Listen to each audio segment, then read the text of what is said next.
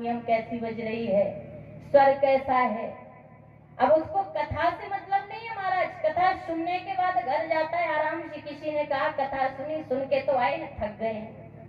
तो ये होते हैं श्रोता। और श्रोता की एक व्याख्या और बता दूं, आप लोगों को नहीं कह रही हूँ।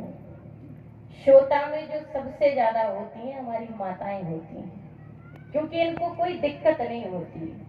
इनके सोने के लिए एक घूंघट रहता है। जब भी नींद आती है महाराज घूंघट लगाया, 3 घंटे कथा में सोए और कब 3 घंटे पूरे हो गए पता नहीं चलता। तो इनको सोने में सरलता ज्यादा होती है। मैं नहीं कहती हूँ कि माताएं यहाँ सोने आती है, लेकिन बता रही हूँ अगर आप लोग सोएंगे तो मेरी नजर आप पे चली जाएगी, मैं देख लूंगी कि आप सो रहे हैं। लेकिन हमारी माताएं घूंघट लगाती हैं तो कहती हैं दीदी आप हमें पढ़ाती हैं, हम आपको पढ़ा के चले जाएंगे, पहचान नहीं पाएंगे कि सो के गए हैं कि कथा सुनते गए। और एक होते हैं श्रोता। तो महाराज श्रोता कैसे होते हैं? इस पांडाल पर आएंगे तो कोई देखेगा कि ये जो चांदनी लगी है ये बढ़िया लगी है। कोई देखेगा और तो पूरे 10 बीघे में सजवा के रखा है, लेकिन जो व्यास जी का मंच है वो ठीक ठाक नहीं है। तो तीसरा बोलेगा और तो सब ठीक है, लेकिन जो व्यास जी आए हैं वही ठीक नहीं है, तो कथा क्या सुनाएंगे। तो महाराज ये श्रोता होते हैं जो इधर उधर की बात सुनाते हैं। लेकिन यहाँ पर ना कोई श्रोता है ना श्रोता है, यहाँ पर तो श्रोता है। तो कहते हैं कि कोई तन दुखी, कोई मन दुखी, कोई धन बिन रहते उदास, थोड़े थोड़े सब दुखी, सुखी राम के दास। इस संसार पे कोई सुखी नहीं है महाराज। कोई तन दुखी, कोई मन दुखी, कोई धन बिन रहत उदास, थोड़े थोड़े सब दुखी, सुखी राम के दास। आपसे पूछे कि आपका स्वास्थ्य कैसा है तो आप कह देते हैं और तो ठीक है, लेकिन कमर में थोड़ा दर्द रहता है। दीदी जी कमर में थोड़ा जकड़न रहती है। तो कोई तन दुखी, कोई मन दुखी, कोई मन से दुखी है। इतना धन है लेकिन आपके मन में है कि महाराज थोड़ा और आ जाए, थोड़ा और आ जाए। और सबसे ज्यादा तो दुखी धन के ही है। लेकिन गोस्वामी तुलसीदास जी ने क्या लिखा है कि थोड़े थोड़े सब दुखी, सुखी राम के दास। इस संसार में सुखी वही है जो राम के नाम का जप करता है, राम कथा सुनता है, परमात्मा का भजन करता है, वही सुखी है। संसार में कोई सुखी नहीं है। और कहीं भी जाओ कथा करने, हम कहीं भी जाते हैं तो महिलाओं की सबसे एक यही डिमांड होती है, दीदी जी आप एक बात बता दो, हमारे घर में धन नहीं रहता। कहते अच्छा कैसे नहीं रहता, आप तो घर की तिजोरी का काम करते हैं। बोले जब कमाते ही नहीं तो देंगे क्या, तो इसलिए धन नहीं रहता। तो मैं आपको बता दूं कि इस लक्ष्मी के पीछे मत भागो महाराज। लक्ष्मी आज तक किसी की नहीं हुई, भगवान विष्णु की किसी की नहीं हुई। आज मेरे पास है, कल आपके पास रहेगी, दूसरे दिन किसी और के पास चली जाएगी। तो कहते हैं आगता यदि लक्ष्मी नारी के फलाम्बवत। अगर लक्ष्मी आने लगती है तो ऐसे आती है जैसे नारियल का फल होता है, उसमें एक बहुत गहरी जटाजूट, उसके अंदर एक गोला रहता है, उस पे भी कोई पानी भर देता है, पता तो नहीं चलता, कदापि उस जड़ से उसमें पानी आया है।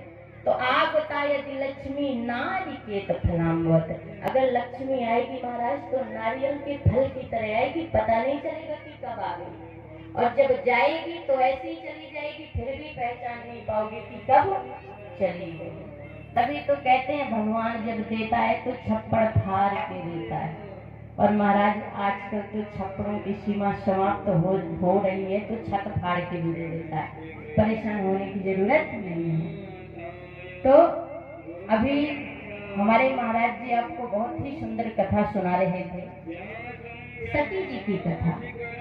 देखिए आप लोगों को इससे सीख क्या मिलती है? इससे सीख ये मिलती है कि शास्त्रों के विषय में कभी शंका नहीं करनी चाहिए, और जो शंका करता है उसका हाल सती जी की तरह होता है। इसलिए शास्त्रों के विषय में कभी भी शंका मत करो। सती जी को शंका तो पहले ही हो गई। गोस्वामी तुलसीदास जी ने लिखा है कि एक बार त्रेता जुग माही शंभु गई, कुंभज सिपाही शंभु गई। एक बार त्रेता जुग माही। मैं आपको बता दूं, जहाँ पर रामचरितमानस में आ जाए एक बार, वहाँ पर कोई न कोई घटना अवश्य घटित होती है। यहाँ पर भी घटना घटित हुई, हमारे महाराज जी ने बताया है। तो जब सती जी से कहा गया कि हम कथा सुनने जा रहे हैं, तो बोले किसके यहाँ? बोले कुंभज ऋषि के यहाँ। सती जी ने कहा अच्छा, आप कथा सुनने कुंभज ऋषि के पास जा रहे हैं, तो बोले वो कथा क्या सुनाएंगे? बोले वही तो कथा सुनाएंगे। सती जी ने कहा एक बात बताओ, उनका नाम क्या है? कुंभज। कुंभ माने क्या होता है? घड़ा। जिसकी उत्पत्ति ही घड़े से हुई हो महाराज, वो आपको कथा क्या सुनाएगा? इसलिए वो कथा नहीं सुना सकते। देखिए शंका यहीं से हो गई सती जी को कि एक बार त्रेता जुग माही शंभु गए कुंभज ऋषि पानी। बोले वो कथा नहीं सुना सकते, क्योंकि उनकी तो उत्पत्ति ही कुंभ से हुई है, इसलिए वो कथा नहीं सुना सकते।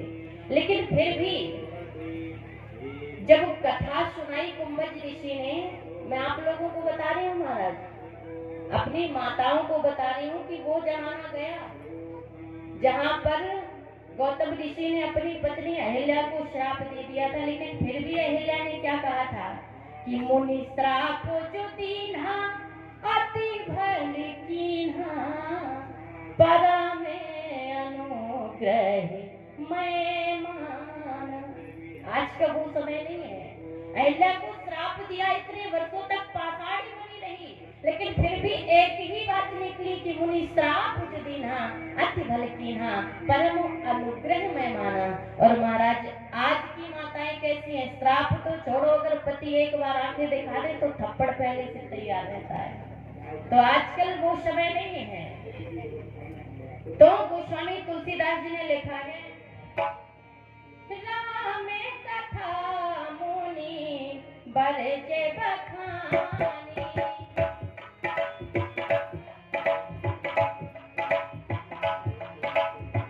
सुनी महेश परम सुख मानी।